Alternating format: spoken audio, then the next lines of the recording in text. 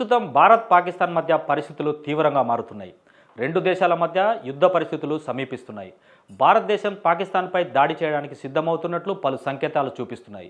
ఇప్పటికే త్రివిధ దళాలతో సమావేశమైన ప్రధాని నరేంద్ర మోడీ ప్రణాళికలు కూడా రూపొందించారు. అన్ని వైపుల నుంచి పాక్ను ఇబ్బంది పెట్టే ప్రయత్నాలు మొదలుపెట్టారు.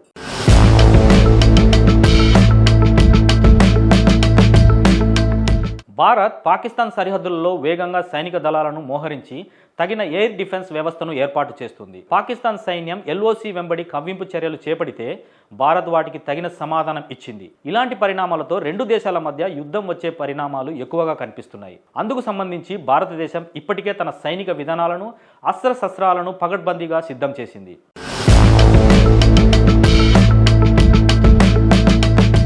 ఇటీవలే భారత్ రష్యా నుండి ఇగ్లాయస్ క్షిపణులను కొనుగోలు చేసింది.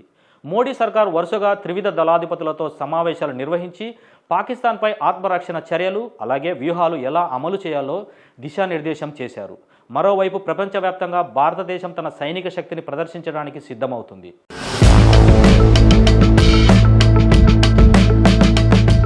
భారత్ తన సైనిక దళాలతో క్షిపణి దాడులు, ఎయిర్ స్ట్రైకులు, సైనిక దాడులు వంటి విభిన్న వ్యూహాలతో పాకిస్తాన్పై భారీ దాడి చేసేందుకు ప్రయత్నిస్తుంది. అన్ని విధాలుగా భారత్ యుద్ధం ప్రకటించేందుకు సిద్ధమవుతుంది. ప్రపంచ దేశాలు, అంతర్జాతీయ సంఘం భారతదేశం తీసుకునే చర్యలపై ఎంతగానో దృష్టి సారించాయి. అలాగే పాకిస్తాన్ కూడా ఈ పరిస్థితులను తీవ్రంగా పరిశీలిస్తుంది.